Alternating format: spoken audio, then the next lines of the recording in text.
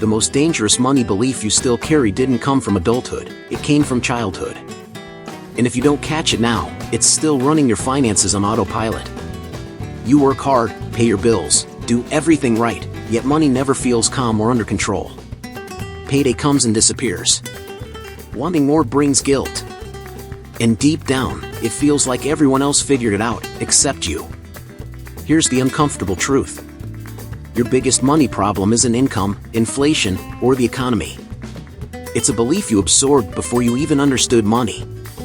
That belief shows up every day: fear of investing, discomfort talking about money, downplaying ambition, and it quietly keeps you stuck year after year. Stay with me. Once you see this belief clearly, it loses its power, and that's when everything finally starts to change.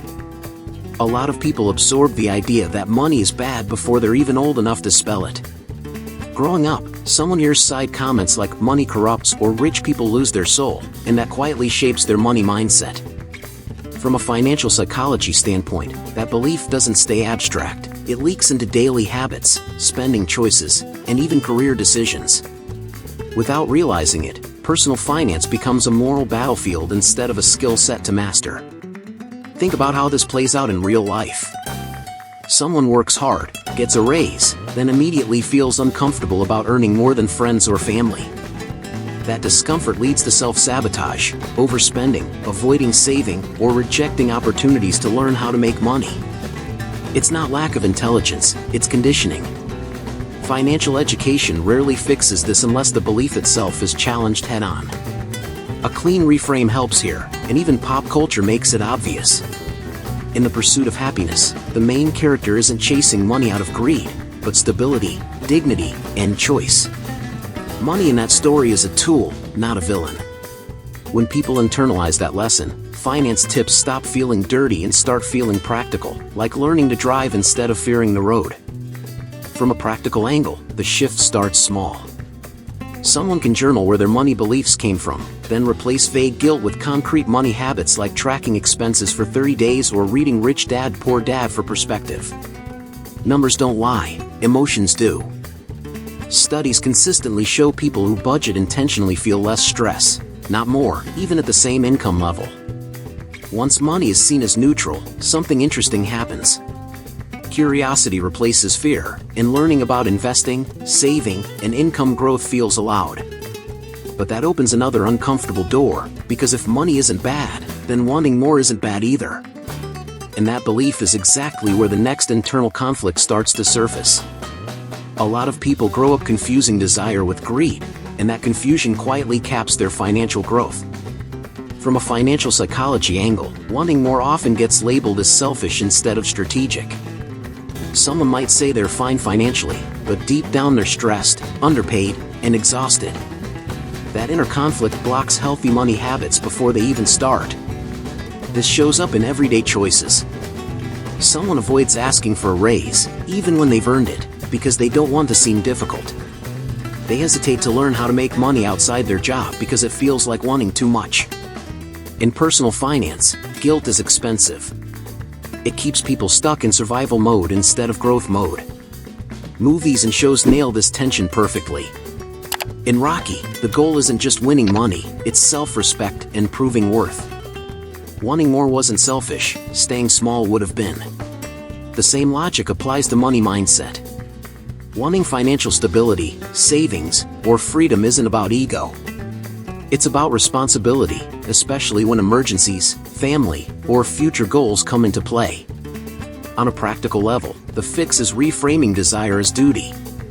Someone can set a clear target, like saving 6 months of expenses or investing $200 a month into broad market ETFs like VTI or SPY. That's not greed, that's financial education in action. Over time, these small moves compound, and research shows people with long-term financial plans report higher life satisfaction, not lower. Once desire stops feeling shameful, ambition starts to feel clean. And that's dangerous in a good way, because it forces a bigger question. If wanting more isn't wrong, why does struggling still feel so normal? That belief runs even deeper, and it shapes what someone accepts as just life.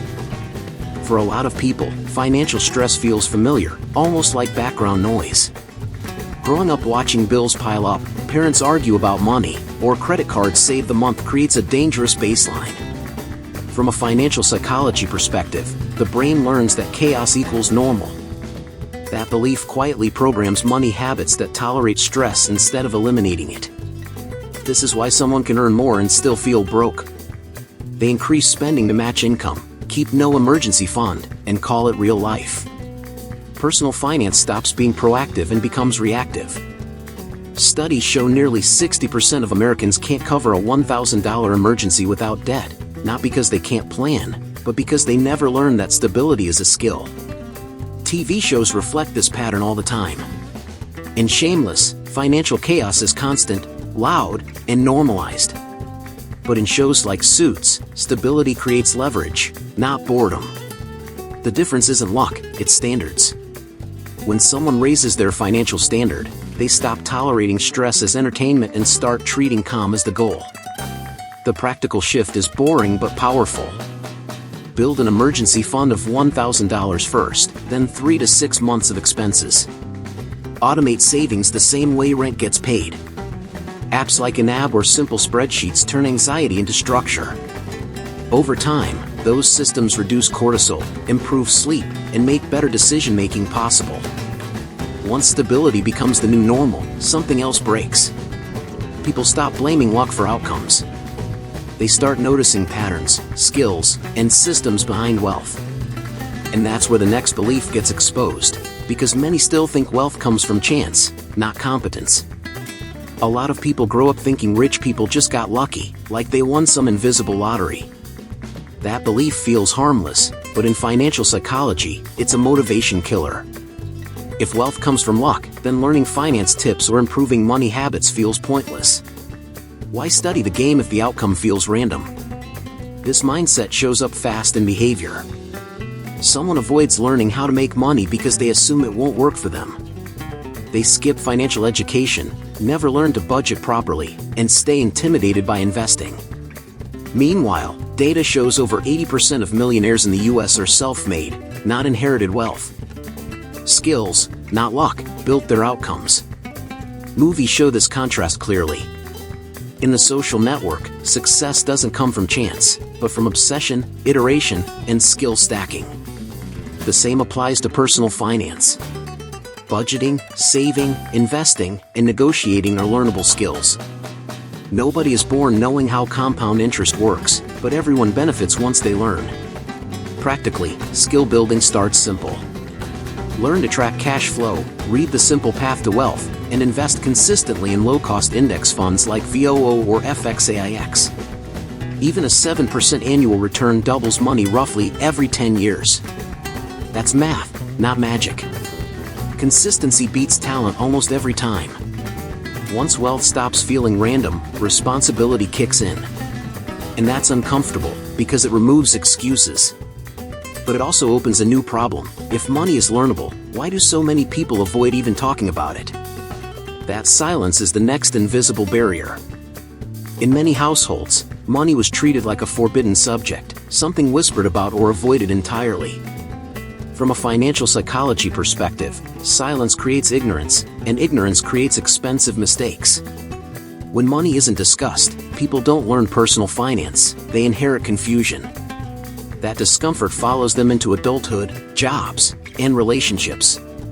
This shows up at work all the time. Someone doesn't negotiate salary because it feels awkward.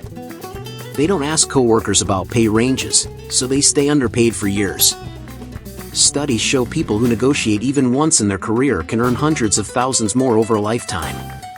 Avoiding the conversation quietly taxes future income. Pop culture makes this obvious. In Mad Men, the people who control information control outcomes, especially money. Those who stay silent fall behind. Talking about money isn't rude, staying uninformed is costly. Financial education starts the moment questions are allowed without shame. The fix is structured conversation. Someone can start by reviewing bank statements monthly, having money check-ins with a partner, or openly discussing raises and benefits with mentors. Even listening to finance podcasts or reading I Will Teach You to Be Rich builds language around money, which reduces fear and builds confidence. Once money talk becomes normal, clarity replaces anxiety. But clarity brings another fear to the surface. If mistakes are allowed to be discussed, then risk becomes unavoidable. And that fear of losing everything is often the last chain holding someone back. For many people, risk feels like danger, not growth.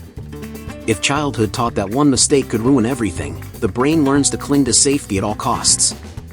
From a financial psychology view, this creates frozen money habits. People avoid investing, side projects, or new income streams, even when the math is on their side. This fear shows up as oversaving in cash and underbuilding wealth. Someone might keep all their money in a checking account earning almost nothing, slowly losing purchasing power to inflation. Personal finance isn't about avoiding risk entirely, it's about managing it. History shows long-term market investors consistently outperform those who stay on the sidelines. Movies show this arc clearly. In The Shawshank Redemption, hope is the risk, but without it, nothing changes. Financially, controlled risk works the same way. Investing $10 or $25 a week into an index fund like VTI or SPY feels small, but over 20 years, that habit can grow into six figures. That's not gambling, that's strategy. The practical step is starting painfully small. Automate micro-investments, diversify, and learn the rules before increasing exposure. Books like The Psychology of Money explain why slow, boring strategies win. Data backs it up. Consistent investors outperform emotional ones by a wide margin over decades. Once fear stops driving decisions, confidence replaces paralysis.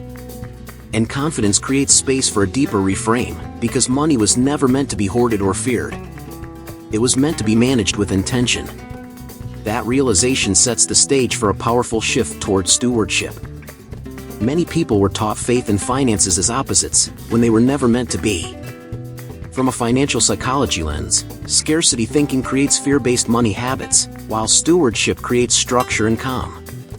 Stewardship means managing resources with intention, not hoarding or avoiding them. Personal finance becomes a responsibility, not a moral test. This reframe changes behavior fast. Instead of spending first and hoping things work out, someone plans, saves, and allocates with purpose. Proverbs talks about storing wisely, and modern financial education agrees. People with written financial plans are statistically more likely to build wealth, even at average incomes.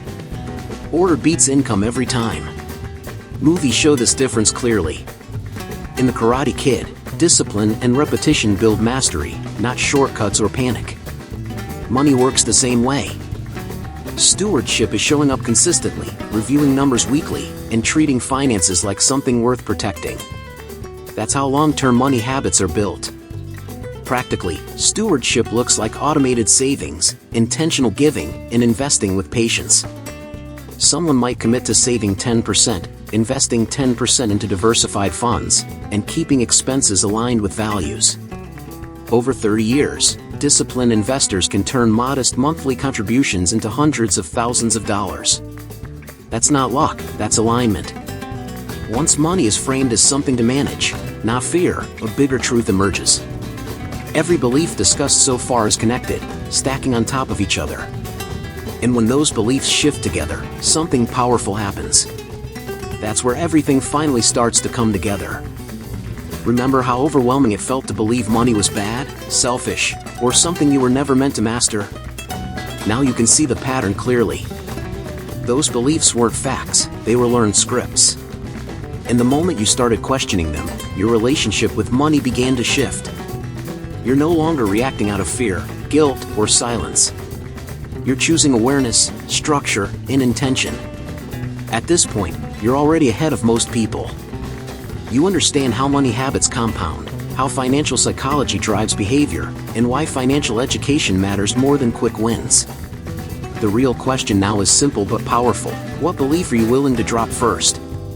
And what new habit are you ready to build starting this week?